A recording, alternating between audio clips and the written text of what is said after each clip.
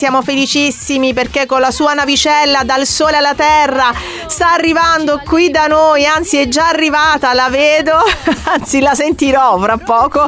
La fatina del sole, Lucilla, amatissima dai bambini, 600.000 iscritti al suo canale YouTube, bambini e anche adulti che ballano e cantano con lei. Ciao Lucilla! Ciao. Ben trovata! Grazie. Siamo molto contenti di averti con noi qui su Cittadella la radio e siamo contenti che sarai sabato prossimo alle 18 al Teatro Orfeo di Taranto per incontrare i bambini di Taranto. Sei emozionata? Sono molto emozionata, sì.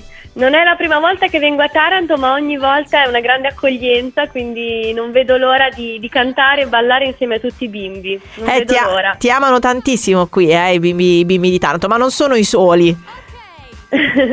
Lucilla, ma qual è la canzone che ti chiedono di più? Qual è il motivo che canti più spesso, che piace di più ai bambini e magari quello che piace più anche ai loro genitori?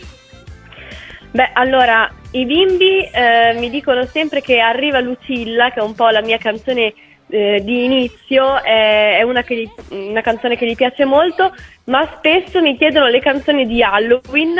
Ah, di Halloween! E quindi ogni tanto cerco di inserirle, però spesso provo anche a dire che ovviamente c'è periodo e periodo per cantare le canzoni di Halloween, ma ai bambini piacciono sempre, in ogni momento, quindi molto interessante questa cosa.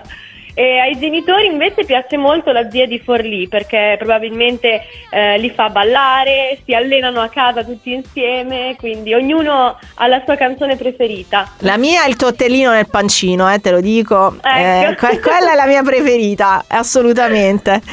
Lucilla, grande successo, un libro in cui racconti insomma la tua storia, da dove vieni e come appunto poi ti rapporti ai bambini di ogni età che ti amano, e poi anche e soprattutto tanta musica, il Gioca-Jouet con Claudio Cecchetto che ti fa da spalla in qualche modo, che poi è colui che l'ha inventato il Gioca-Jouet. Molti bambini non lo sanno, bambini, ma è stato lui che l'ha inventato ed è bello che adesso questo progetto sia insieme.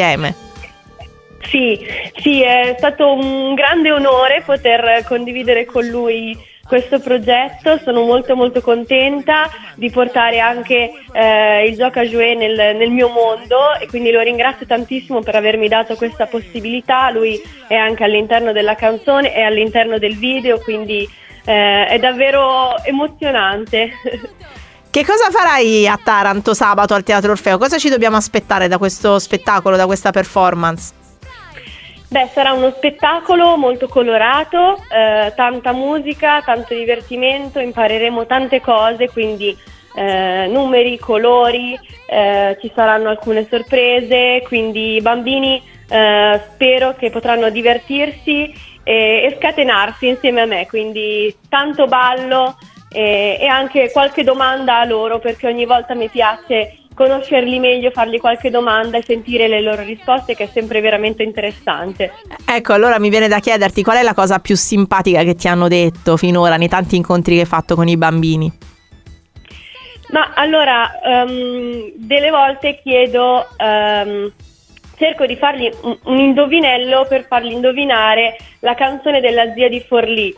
E una volta un bimbo mi ha detto: stiamo parlando di una parente, ma non mi ricordo di chi. È stato molto divertente, non si ricordava il nome zia di Forlì, però sapeva che stavamo parlando di una parente. Immagino che sarai piena di gadget, regalini, pensierini che i bambini ti fanno, insomma, per dirti a loro modo che ti vogliono bene, no? Di solito è un po' così con gli idoli dell'infanzia.